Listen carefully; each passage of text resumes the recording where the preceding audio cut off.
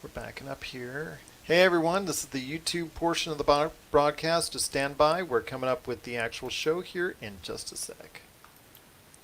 Alright, and away we go.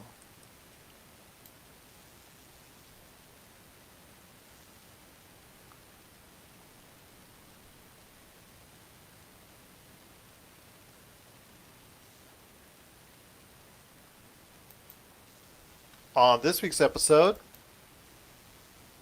DC ditches Comic-Con for its own fandom.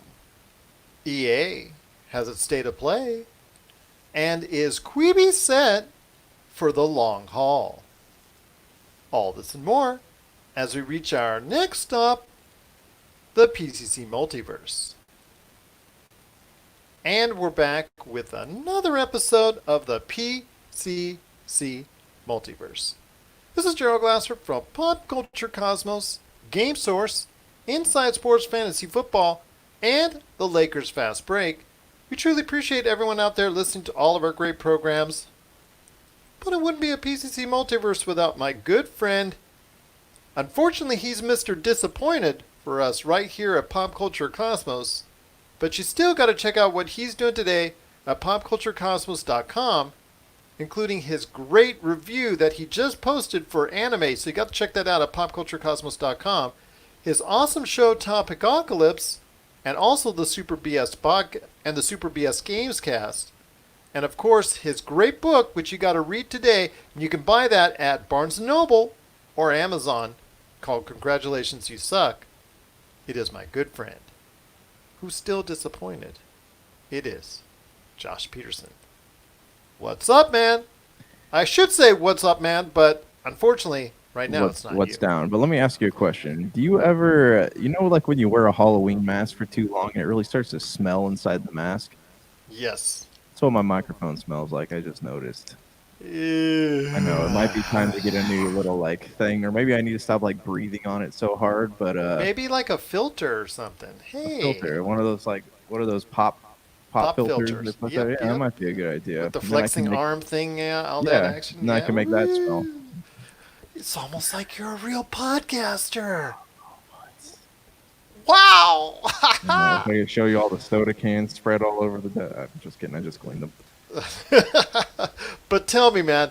I know you're going to be a little bit disappointed because I'm assuming it's because of the EA state of play. Is that correct? EA state of disarray. Depression is what I was going for. Well, I'll tell you what. We'll talk about EA state of play here coming up in a second. Plus, also as well, we're going to be talking about Pokemon Snap. Snapped up right this week on Nintendo. It's coming soon. Well, actually coming by the end of the year. It's all just clever marketing for the Pokemon Addams Family crossover. There you go. Do. But it's coming up next, this holiday? Coming up for the Nintendo Switch. Plus also as well, we're going to talk about Quibi. We haven't talked about Quibi for a little while, and I think the fact is a lot of people are not talking about Quibi. We'll talk about their problems coming up later in the program as well. And also we have a good guest for us. It's one of our broadcasters, and as far as our radio stations that are out there, one of our affiliates, 101.2 net. That's right. That's 1012.net, 1012.net. Thomas Bennett from 1012.net is going to join us with his thoughts on what's upcoming in pop culture and what he likes out there that's current, that's fascinating, that's out there in pop culture as well. So we're going to talk about that here in a little bit. Just a great conversation coming up with him. But first off, my friend, it is... You know what? I think we will go ahead and just get the disappointing stuff right out of the way. And that is EA's state of play. EA had its state of play, which would have normally fell right around this time if they were part of E3 with a big old traditional 1 hour to 1.5 hours of EA press conferences where they go ahead and show you games and games and games and games. It didn't quite turn out that way as best we liked it. Greg Miller from Kind of Funny was hosting the thing, and it looks like they were doing some little, some game montages out there. In fact, They had some game announcements like Apex Legends that's going to be now fully cross-play and are coming to Switch. The Sims 4 coming to Steam. They announced a couple games called Lost in Random and one that I kind of liked that looks very interesting. It Takes Two. I like the story behind that, so that's something that's going to be very interesting to see how that develops. Rocket Arena also is a game coming out that's actually coming out very soon here within the next 30 days. So that's something a lot of people are looking forward to as well. Star Wars Squadrons was the big game that was announced earlier this week, which if they were going to have the EA State of Play, which was kind of confusing, why would you wait? Why would you announce it back on Monday if you're just going to go ahead and show it off for the first time as far as gameplay today? That one I'm going to talk to you about here in a sec because I have some concerns and questions on that. I should be more excited, but I'm kind of not, and I'll tell you why on that one.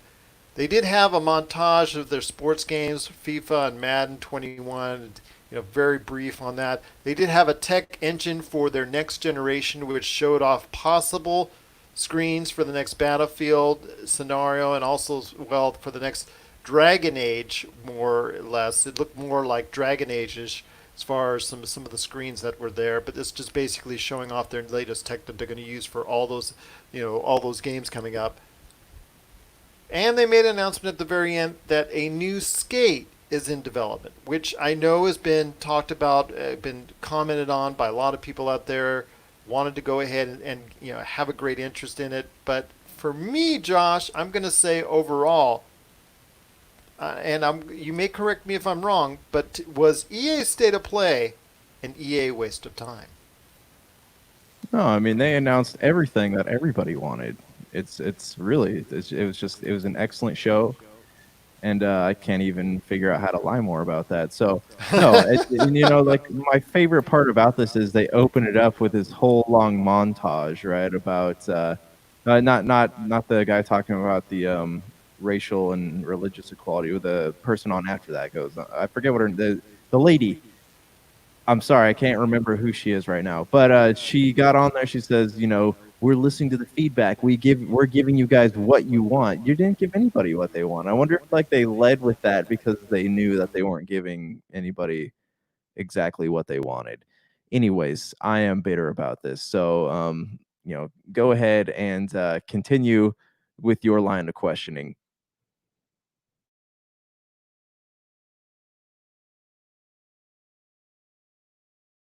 We are live on Facebook. I wanted to thank everybody for watching as well.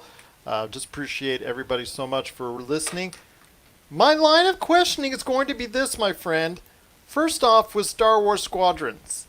If you go and take a look at Amazon, or you go and take a look at Best Buy, and you pre-order it because you're so excited for something new within the realm of the Star Wars universe as far as video games are concerned, you see it priced at $39.99.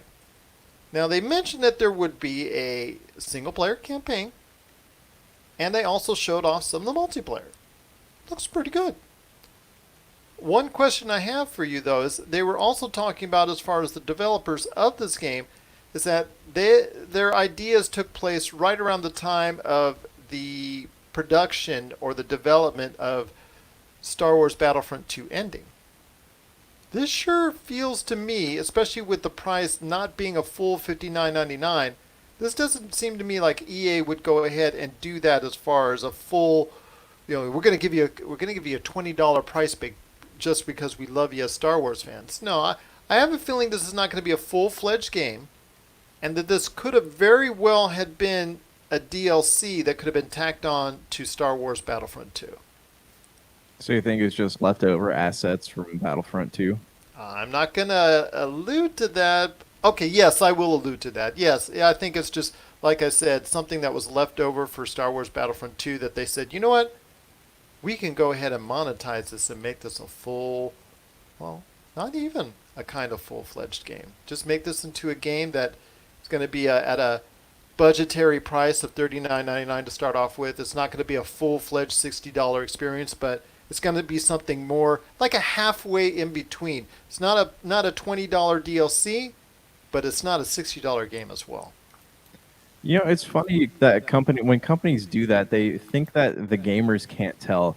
I just got done with my playthrough of Alan Wake, and this is the second time I played it. But this is the first time I played the DLC, and it's totally just leftover assets from the game. Like they pieced together a half-butt story for these two pieces of DLC, but you were essentially going to the same places you went in the game. And it's funny when devs put that kind of stuff out and they think that like, oh yeah, people aren't gonna really notice. They'll be really appreciative. We just gave them more. It's not so much you get more of the game that people appreciate. It's you get more of the story, and it's like that's not something that EA seems to really care about. As far as Star Wars Squadron goes, like I don't know, man. Like I'm not huge into the flight simulators. It is something I am interested in playing, but for $40, you're right. It does make you question like what is the content you're getting. It's the same thing. Remember when the Battlefront, right? That's the Star Wars. When that came out, that was priced at what was it, 40 or was it 60? I don't remember. But It was a full-fledged 60. Battlefront yeah, came out at 60. I bought it. yeah, For, and right there you early weren't on. you weren't given a campaign or anything. You're just kind of given a multiplayer map that was not was incredibly repetitive. And to me, I think that was a little bit part of it disappointing. But I enjoyed Battlefront for the most part more than other people until they nerfed it. But that's a different story altogether. And I have Battlefront 2. Haven't really delved into it as much as I Yeah. thought I would because it just to me, I think I had some bad feelings of what happened in Battlefront. But I tell you what, my friend, this is just it's kind of weird because then you also have Sony doing the same thing with Spider-Man Miles Morales, and I'm hoping it's a full game and it's going to be a standalone game. But like you said, with the turnaround time, it's not going to be that. It is, I question whether or not it's going to be that full $60 experience as well. So at least EA is pricing it at a not a full price, or not trying to rip you off entirely. But I question exactly how extensive the Star Wars Squadrons will be as far as either the campaign or the lengths that they will go to in multiplayer. So I don't know, my friend. I think there's a little bit of issues I have with that, but it's not to the point where I'm just going to be going in and screaming this is a full-fledged ripoff. No, no, I hear you. It's outside of the Jedi game that just came out. Like EA has not ever been very forthcoming with what's in their Star Wars games outside of the beautiful like cinematic trailers they put out. And I guess, and so I want to talk to you. I want to talk to you about really about something that was also part of there, and that was the announcement of Skate. That is, new Skate is in development. That was their big announcement.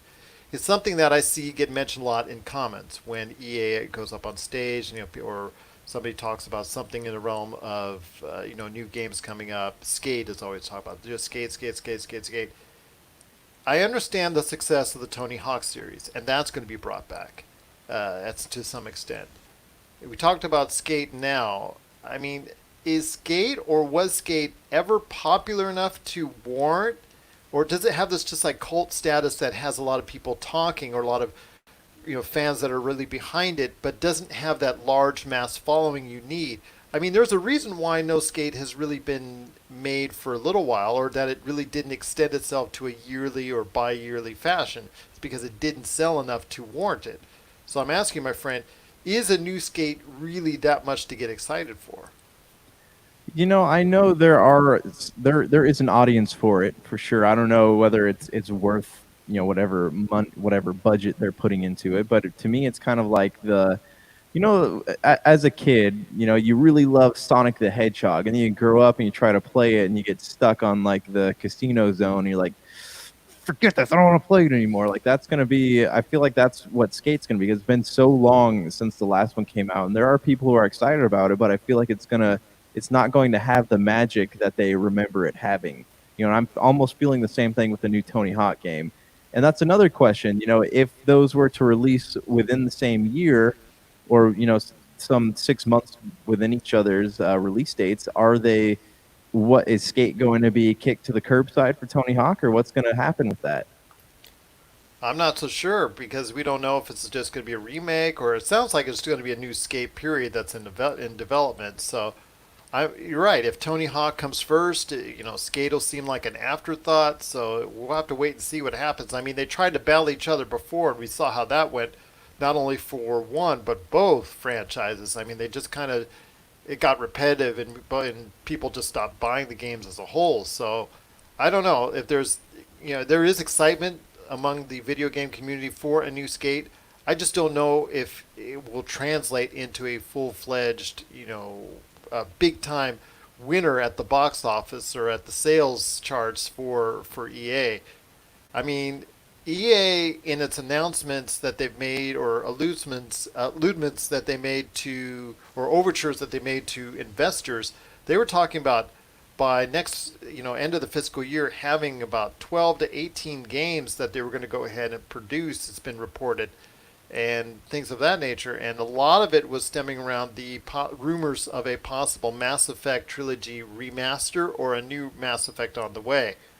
I'm going to say that there's no new Mass Effect right now on the way. I saw the tech demo. I'm going to say Dragon Age is going to be something what that BioWare is working on next. That's fine. But a Mass Effect trilogy remastered, it's there. The money's there for it. The people wanting to buy a Mass Effect trilogy remastered is there. I don't understand why they don't want to just go ahead and say, you know what, for a company that loves money, as you and I know, have over the years they've taken money over the way video game fans feel about the games, time and time and time and time again. I don't know why they're not trying to take the money now, because Mass Effect trilogy remastered, it's time, man. It's absolutely time. Okay, so I have a couple of thoughts on this. Yes, I was incredibly disappointed they didn't announce anything Mass Effect. They didn't even pull up Bethesda and show us a cinematic title screen. That would have been enough. But it disappoints because they know, and they've known for years, that people want a Mass Effect trilogy remastered, and they have not delivered it. But I'm also reading online that there's reports that it is actually coming out this year, and that EA just didn't announce it tonight, and there's supposed to be some announcement in the next couple of weeks. But I'm also seriously doubting that that's going to happen. It sounds like wishful thinking to me. And then they also, the fact that they didn't announce anything as far as Battlefield, because remember, it was supposed to be Battlefront one year and Battlefield the next, and Battlefield one year and Battlefront the next, and it's not happening. It's not happening. Whatever happened to the Bad Company Battlefield games? Do you remember those? Yeah, they were very funny, very amusing, but obviously EA didn't think they were profitable enough to continue. They may go back to it, as they might go back to Medal of Honor. You never know. I mean, they might go back to those resources. They still can produce a Battlefield this year. It's up to them. I don't know if DICE is ready for it, but usually DICE was large enough to go ahead and say, you know what, we're going to have a Battlefront this year and a Battlefield this year, the next year, and it just doesn't seem to be. I mean, I would have announced it today. I mean, this is the time when they announce the holiday games. This is the time when you're supposed to announce it or close to it. You don't wait until later in the year, Comic-Con or Gamescom or anything like that, to go ahead and announce these things. You're supposed to do it right now, especially for something as big as either Mass Effect or Battlefield.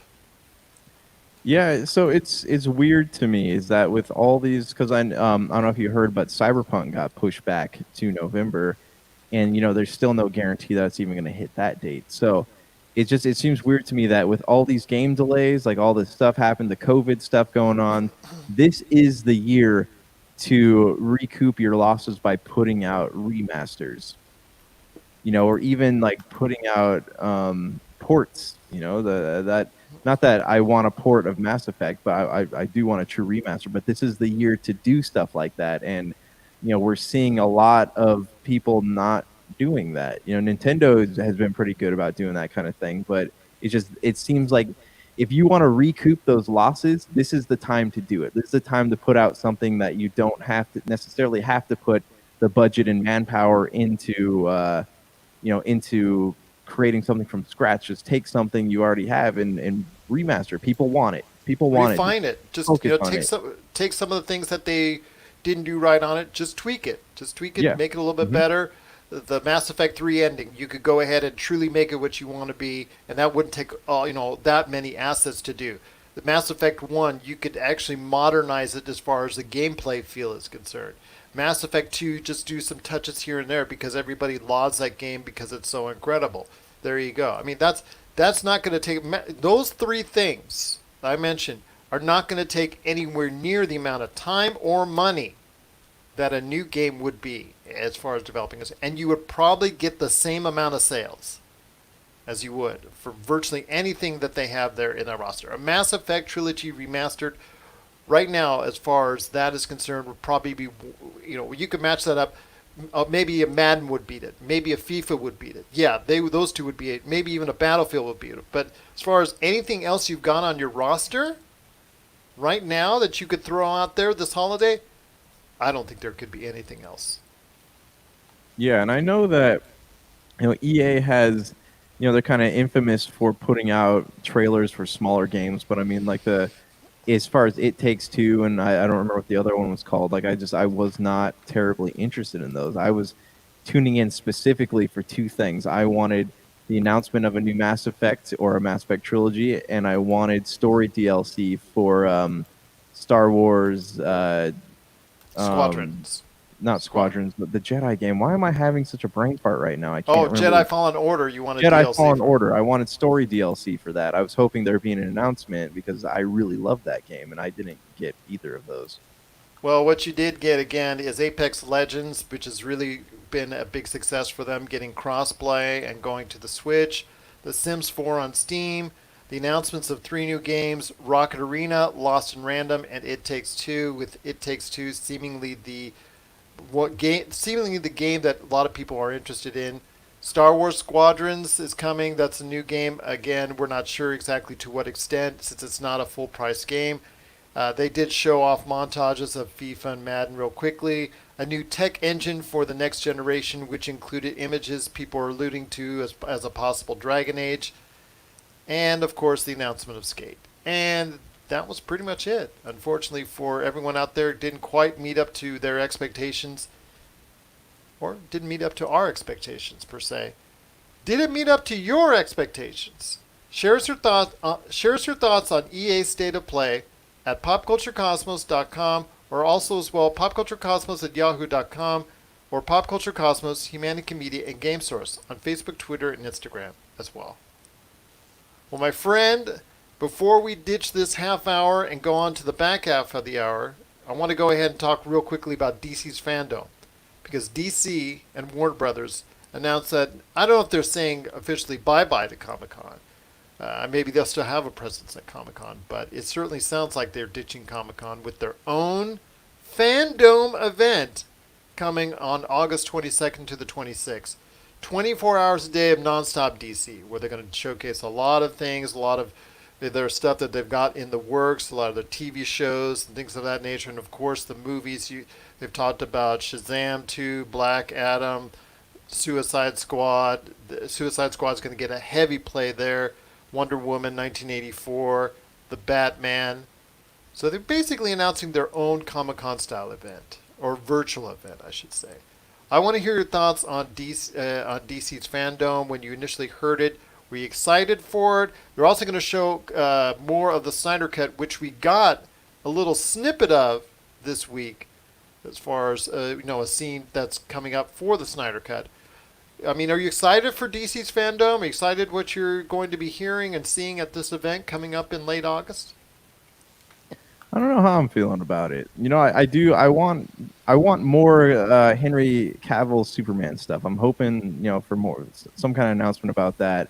I'm hoping for. I would love to have Batman Beyond brought back to life, but I am, I guess, kind of excited to see what they got in the pipeline. But to me, like, as far as them ditching Comic-Con, it makes sense because Comic-Con, E3, all these companies were trying to do big, online things this year, and then you have something like this. Like it costs. I'm sure it costs DC, Marvel, whoever else, Dark Horse, all these companies. It probably costs them a lot of money to be at Comic-Con, right? You got to buy those slots. You got to pay money for them. So it seems more beneficial for them just to do their own thing. It makes sense financially, and that's why I'm saying, it. I think this is better for DC than doing the Comic-Con run. Well, this is our way to go ahead and stand out. It's going to take place about 3 to 4 weeks after what we see at Comic Con. Again, there's no 100% proof that I've been able to ascertain. That most likely they will not have a big presence at San Diego Comic Con's virtual event. So, whatever presence they will have will be very minor at best because they're going to be saving the majority of it or all of it for their August Fandome event, which I know is going to get DC fans excited out there. And I'm hoping to get I'm hoping to get more news and more coverage and more videos and more conversations and more plot points in regards to everything coming up in the DC universe, as far as the Snyder Cut, maybe a Man of Steel 2. Would like to know more about that. The Batman, of course, Suicide Squad, the whole 9 yards. Aquaman 2, Black Adam, Shazam 2, Wonder Woman 1984. All those great properties, plus hear more about Justice League Dark, Doom Patrol, the other great things that they have in the DC universe. I want to see how it goes ahead and hopefully all meshes together in a platform for DC's Fandome. So I'm kind of looking forward to it. I'm just kind of disappointed it doesn't take place at Comic Con, just because of the fact that it would have been nice just take a week. And this is something I'm throwing out there, and this is something I don't know if they've tried to do, but it doesn't. It's kind of like loose affiliation. Just devote an entire day at Comic Con to DC. Just devote an entire day to Marvel. Just devote an entire day to Star Wars. But then again, Disney has its own thing with D23, and then Marvel seems to be at this point in time the only one really committed to showing off a lot of stuff at San Diego's Comic Con. Because if they didn't, you wouldn't have as much there, and that you wouldn't have as much there to show off, and that would be truly disappointing. But at least from what I'm gathering, Marvel's still going to have a heavy presence there. Honestly, man, the convention scene will never be the same after this. After the whole COVID thing, and with Marvel, yeah, it's cool that they're still there, but how long until they are pulled out of that and added to the Disney Expo? It makes sense to have these big entities that have their own shows, create their own conferences, as opposed to keep on, paying the money to be a part of these other things. And I honestly don't think that's a bad thing, because it gives smaller companies, who knows, like the indie comic book publishers or the indie filmmakers could have a presence at Comic-Con once these big ones pull out. So I mean, it's all not all necessarily bad, but I think it's just the natural evolution of what's happening. I guess you're right, because it looks like there's going to be more and more instances, as we're seeing even after we come out of this coronavirus pandemic, and it gets to a point where people can start congregating together again at conventions, that we will be having more of these separate conferences. I mean, even before, like I said, we had D23 and we had the Star Wars celebration and we had all these other different events that were showing off their wares, and that was leaving a little bit less for places like E3 and also San Diego's Comic-Con. There was still, with Comic-Con, primarily a lot of importance and weight still put on that. I mean, we got all those great announcements on what was coming up in the future for the Marvel Universe at San Diego's Comic-Con. So I'm looking forward to seeing what Comic-Con still has to offer, because I still think it can be a great platform, especially if Marvel still sticks with it. But with DC and Warner Brothers, what exactly would you be looking forward to the most, outside of more word on Henry Cavill's future, possible Man of Steel 2? Is there anything that you want to point out that will be at DC's Fandome? I mean, I would honestly like to see a continuation of the DCU, because it sounds like with the Snyder Cut coming out, like this could really prop that universe back up, and I would like to see more things happen in that universe, so it doesn't feel like it's been a waste of my time. There are some things I have enjoyed about, and other things that I haven't, but I'm one of those people who would totally be interested in seeing it continue. I know they kind of pride themselves on the multiverse they've created, but it's just there's too many things to keep track of. So it's a I don't know. I would like to see that continue. And this is a total fanboy, total dream. Probably would never happen, but I would love to hear that Christian Bale is replacing Ben Affleck as Batman. That would be, oh my gosh, I'd be so happy. Uh, Too late. Other than that, what's up? I think it's too late. I think that ship has sailed a long time ago, man. Hey, well, I mean, I'm sure that other people would be willing to look the other way if they were to absorb Nolan's Batman mythos into that universe. I'm sure people would be willing to like pretend the other stuff didn't happen, and that would be cool. But honestly, man, like I don't know. I have heard whispers of a Dark Justice League Dark movie coming out with Keanu Reeves as Constantine, and I would absolutely love that. But other than that, I don't have any specific demands of this, the fandom. What about you, though? Do you have anything that you're hoping gets announced? Well, like you, I'm mirrored on your assessment of the DCEU. I'd love to see that kickstart again. Yes, I know it's a copycat of what Marvel's doing. Blah blah blah blah blah. I mean, we've gone back and forth on this. Yes, we understand that it is an extension of what Marvel's been doing.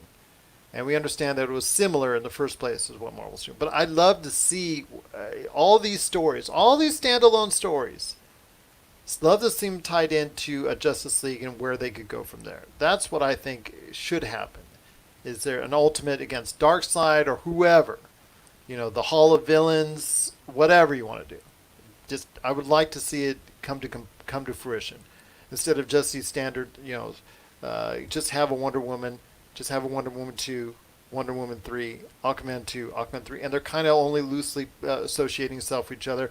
They'll appear in each other's movies a little bit, and that's it. You leave it at that. But there's no overarching theme that, to me, it would be kind of a bummer if that didn't happen. I want an overarching theme to happen as far as the DCEU. I want an end goal like we saw with Avengers Endgame for the DCEU. I would love to see that happen still. I know Justice League didn't cut it for a lot of people, but with the Justice League Snyder Cut, that hope is still alive for guys like Josh and myself. I know knowing and Find, one of our regular contributors, he was saying it's too little, too late. I disagree. If the Snyder Cut works and a lot of people watch it, and it blows up the numbers through HBO Max, I think it's going to put the DCEU back squarely on the map once again as far as finishing and completing a Justice League trilogy. I hope so, because I mean, Zack Snyder clearly had a vision, and there is what's been demonstrated by the Snyder Cut actually coming out is that people are interested. It has a fandom, and it has people who are willing to go to bat for these films, and I think that is something that not a lot of directors can say they've had, and just for that alone, I think it'd be worth it to see that universe continue.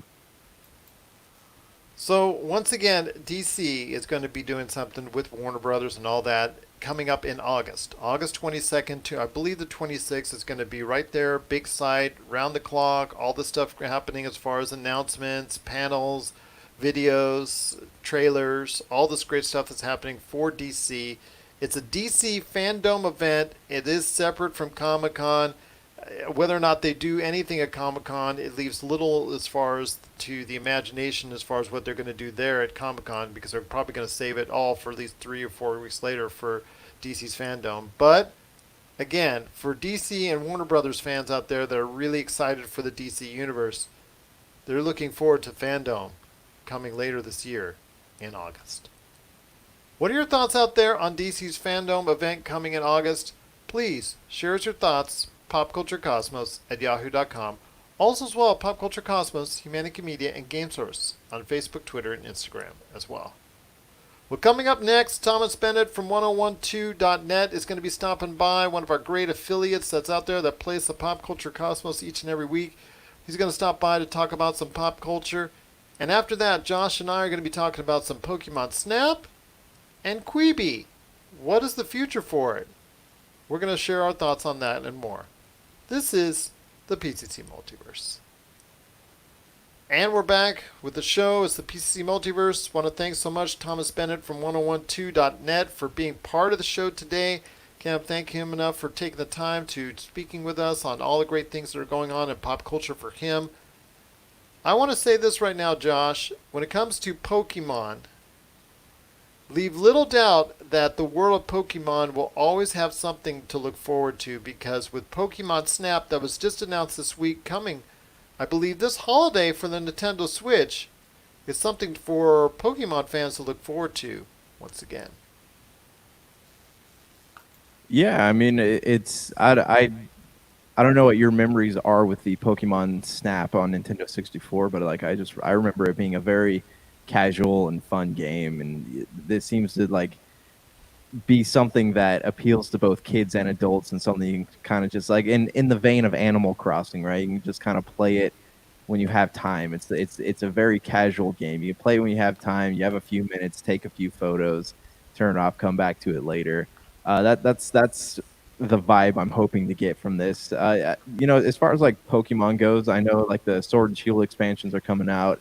I had a hard time with, I beat Sword, and I had a hard time with it because like it literally is the old Pokemon, but in like a 3D world, and it was something that I feel like Pokemon missed, no pun intended, a huge chance to evolve with these new games. And the non-voice dialogue, and the dialogue is so bad in general. You're just kind of doing the same things over and over again, and it was something that I didn't necessarily want to play from start to finish. I kind of just forced myself to do it. So I'm really hoping that like whatever the future holds for Pokemon, they kind of step up into that role of like giving people what they want, but also kind of reinventing themselves. And I know like there's been rumors or talk about a Let's Go Silver and Gold coming out, and I think that would kind of be a golden opportunity to try something new. I think it would be too, but you mentioned the reminders and affiliation with Animal Crossing, and Animal Crossing's been a big hit for them. So I don't blame them if they want to go ahead and dive back into the well and find something that's familiar in theme and style as Animal Crossing, because I see, I mean, if I'm not hearing about what's going on with all the differences of opinion and political things that are out there, I'm hearing about turnip prices. That's all I'm seeing on social media is turnip prices, and of course everything that we're seeing outside of everything that's going on with Black Lives Matter, and of course what's going on with political things in that nature is turnip prices, my friend. Turnip prices seem to be very. They opened a KFC in Animal Crossing too, so there you go. There you go. So I mean, it's not surprising to see that they want to go ahead and delve back into the realm of something familiar. And of course, Pokemon Snap is something that's familiar to a lot of people out there that have played a long time ago. But reaching it out to a new audience, Pokemon seems to go ahead and reach out to a new audience very well. I mean, and still be able to go ahead and connect with older audiences such as you and I. I'll tell you what I am excited about. The Pokemon toothbrushing game, the AR experience. I forget what it's called, but you rescue Pokemon by brushing your teeth, and now I have an excuse to brush my teeth. So, that's probably why my microphone smells so bad. That's just what I was gonna say. Oh, you are endearing yourself indeed to our audience as we speak. Oh, how dare you! Yes. Thank you. I'll be here all week. There you go. There you go. It's going to be great when we get all the feedback on popculturecosmos@yahoo.com. To Gerald and Stinky Breath. Yes. I would like to leave a comment now. It's Hal, middle initial E, last name Tosis. Thank you. Halitosis indeed. But it is Pokemon Snap. It's coming out to the Switch. I mean, it's something that a lot of people are going to enjoy. I have no doubt now when it comes to what Nintendo's doing, especially when it concerns the Pokemon license, that they seem to be doing a lot right. People are loving it. The Switch is hot. I had a friend who wants to buy was thinking about buying a Switch for his 5-year-old son's birthday. And so I decided to help him look online to try and find a Switch. You cannot find one online right now. They're extremely difficult to get, whether it's the full-fledged unit or it's the Pokemon, portable only unit. They're both sold out everywhere, and to see that kind of success for them is great to see. But also the fact that they've just been doing a lot right. And you know me, over the years I've bashed Nintendo mercilessly. But I'm not bashing them right now because when it comes to what they're doing right with Animal Crossing, what they're doing right with Mario, Zelda, and of course Pokemon, they're taking a lot of right steps as far as making sure this Nintendo Switch is going to last for a long time to come. You know what's interesting is too. I was talking to Brian Wegner on Super BS about this. Is that we are due for a Nintendo, announcement of holiday games, and I'm hoping that that's going to happen sometime soon. Whether it's through a direct or part of the, Days of Play. Not days. Yeah, is that what IGN's calling their days? Their summer thing. Their No, Summer of Gaming is what they're doing. Days of Play is EA, which we just talked about. EA. Okay. Yes. Yes. Now, So don't remind me of that. No Mass Effect. Don't remind me of that. No, so I think we're overdue for some cool announcements from Nintendo. I hope that they, bring those Mario games out that they keep talking about, the 64, Sunshine Galaxy, stuff like that. But yeah, Nintendo is. I have a Switch, so like it didn't really affect me. But yeah, I did have friends who were out there looking for Switches, and they just could not find them. But what's funny is that in addition to the short supply of Switches everywhere, there's a shortage of console controllers, whether it's PlayStation or Xbox. Like there's a, at least where I am, and from what I understand, it's in California too. There's a shortage of controllers. You cannot find new controllers anywhere. That's not surprising because when everybody's having to stay home, people want to go ahead and jump on the same game.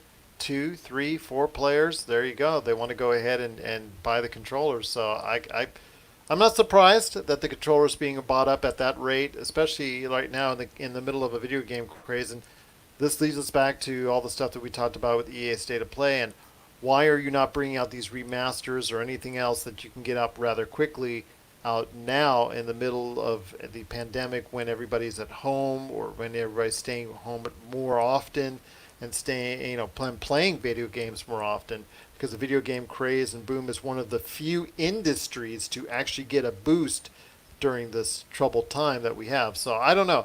We'll wait and see as far as what's going on with the pandemic and whatnot, but people are playing video games and they'll be playing Pokemon Snap as it gets closer to its release later this year. So we're looking forward to hearing your thoughts and seeing game action on Pokemon Snap once it comes out later this year for the Nintendo Switch. What are your thoughts out there on Pokemon Snap? Share us your thoughts. PopCultureCosmos@yahoo.com. Well, a couple quick things before we head on out, my friend. And first off, let's go ahead and you touched on it real briefly, and that was Cyberpunk 2077 being delayed from, I think it was September and being moved to November. I had mistakenly said on last week's podcast, or earlier podcast, this week with the Pop Culture Cosmos, and I had said that, or it was alluding to that The Last of Us Part 2, which is coming out as this appears to most audiences on podcast form on Friday, that the Last of Us Part 2 is going to be the last major gaming event for this generation. I was kind of wrong on that. It actually was going to be Cyberpunk 2077, and that looks like it's being delayed till just before or just as the new consoles are coming into play. So I want to hear your thoughts on your thoughts about when it comes to Cyberpunk 2077. You alluded to very quickly earlier in the show about it that you think there's a big possibility that it could be delayed even further into 2021. I'm predicting it won't come out till February of 2021. I am excited to play the game. I have been excited for a long time about this game. It has shifted release dates multiple times now, and I don't think they have any faith in the game being ready on time. So I'm thinking it's going to have a February release date of next year, and it will be on for both PS4, Xbox One, and then the new consoles as well. But I'm not feeling that they have very much faith in their ability to get this game out by the holiday season. I can understand that, my friend, and I could definitely agree with you on that because it's something that is going to be a major undertaking for the folks there that are developing the game because Cyberpunk 2077 is a new IP, very ambitious. Yeah, it's based off of the old tabletop and as far as tabletop RPG games, and yes, it's also based off of the novels as well. But as far as a video game, this is a brand new IP for them to head into, and obviously you want to get as much right as you can as possible because you are giving folks a first impression, and this game has a lot of hype, and I can understand that as far as people being excited for this game. I'm excited for this game, and I want to play it, especially because and I know as far as our Cyberpunk favorites, as far as being, well, let's start off with either you could say Blade Runner or Blade Runner 2049. I mean, we love that kind of realm as far as Cyberpunk and the future is concerned. I'm just like I said, I agree with you. I could easily see this game transitioning over into 2021, and that would be disappointing if that's the case. But I could see this game of a large mass scale. It has because this is not Star Wars Squadrons, where it's a $40 game that's coming out. It's not even It's not even Spider-Man Miles Morales, where it's a game where it's going to use a lot of the same assets from a game that was released two years prior. This is something that's going to be entirely new, and you're building from the ground up. Basically, you might be using the engine from The Witcher 3, but basically, it's going to be built from the ground up. And this is something that a lot of people have been looking forward to, and they want to get it right. And of course, it's going to have Keanu Reeves in it and all that. So I think that being the case, that we could easily see this game transitioning into 2021. And that would be a little bit disappointing, but I think you got to make sure this game gets right. Yeah, I agree. I mean, they are an acclaimed studio. They have put out incredibly massive games that are very well received by people, and it makes sense to me that they would want to take their time on it. So I mean, I'm not upset that they're not making their promised release dates, but I do want to play it eventually, if that makes sense. Well, I certainly hope so, my friend, and I hope a lot of other people are out there too. I want to play Cyberpunk 2077 because I'm excited for what's happening with this game. Unfortunately, it was sad news that it's being delayed to November.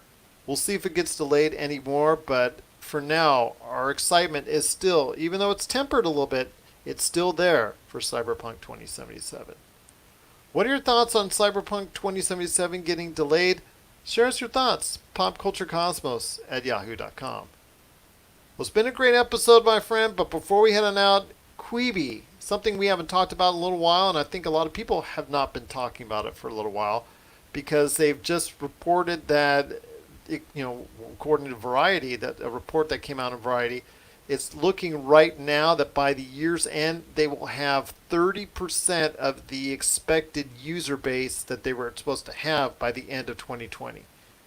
And I'm not sure I'm not sure how much you can blame COVID and the whole pandemic on it. Maybe as far as spending power and people having extra money and things of that nature. Yeah, you could say that somewhat to an extent, but people are around their phones all the time. And that's where really Quibi was going to take off, was on your phone with the quick 7 to 9 minute transitions as far as episodes or feature length things. They're going to be very short, coming at you day in, day out, things of that nature. And the library was supposed to be extensive with a lot of great stars that were announced and all that. Hasn't really worked out to that extent yet. And I think because of that, and also the fact that at the same point in time, you had Peacock, and to a larger extent, HBO Max debut, that Quibi has been totally swept under the rug, and I'm really not sure if they're going to be able to get out.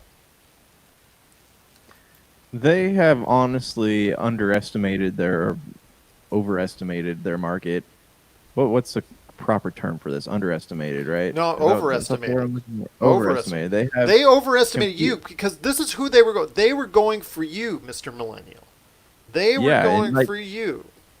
Even before COVID, like people don't people aren't on the go as much as they used to be. You know, people are staying home more now. They're watching when they have time to watch things. They want to feel relaxed. Like Quibi's whole thing was like, "Hey, watch it on the go," and you know, we have quick 7 to 8 minute episodes so you can watch, you know, wherever you are during the day. And it's people that's not relaxing to people. People don't absorb stories that way. They don't absorb stories in quick formats. It's like maybe to like the Instagram market. You know, if you're marketing something on Instagram, you're an influencer, you're doing videos like that, that's a whole different thing than a scripted drama.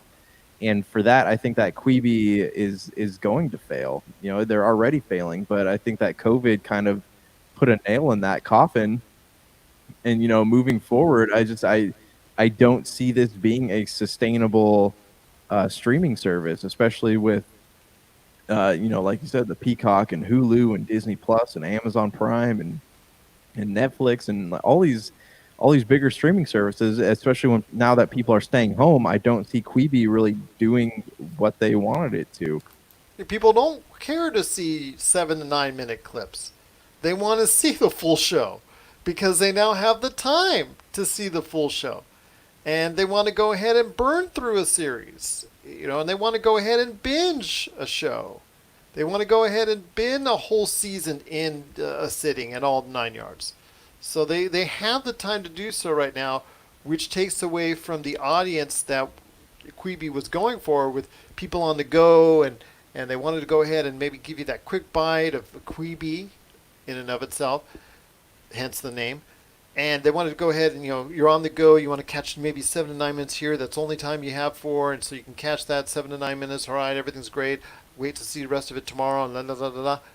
Unfortunately, it hasn't worked out the case, and you're right, COVID, you know, has obviously a lot to do with that. I'm going to correct my statement from earlier. COVID has a lot to do with that in that sense, but I think even if it had been normal times, my friend, I'm not sure if it would have flown much higher than it's flying right now. I think if, you know, COVID aside, I really just think the concept, just, I don't know. I'm just not even sure if it was really going to be that great.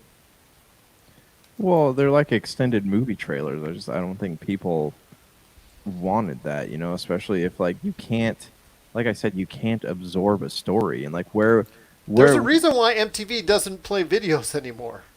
yeah, exactly. And it's like why are you going to spend time during your day to watch a 7 minute show on your phone when I could play a game on my phone instead? You know, I could play some Fruit Ninja or Dragon Quest on my, you know, on iOS or Apple Arcade or Fortnite, anything. Call of Duty Like, Warzone. or exactly. So why am I going to waste time watching a 7 minute show that I might not even like, you know, and I'm not even going to get the full experience because again, it's only 7 minutes. It is disappointing to see the reaction to Quibi. And plus, I don't think there's any one show that they've created, no matter who's the star of it, that is, you know, going to be, I got to see it. I got to see it. I think the Reno from Reno PD from the Comedy Central, the rebirth of that, I think was the only thing people got semi excited for. But other than that, it was just something that we've not seen any marquee show or marquee movie or marquee event on that format that people are really dying to see. I think that's probably the biggest problem that they have right now, no matter who the star is. Yeah, I agree. And I honestly, you know, I don't mean to sound crude. I don't think people care.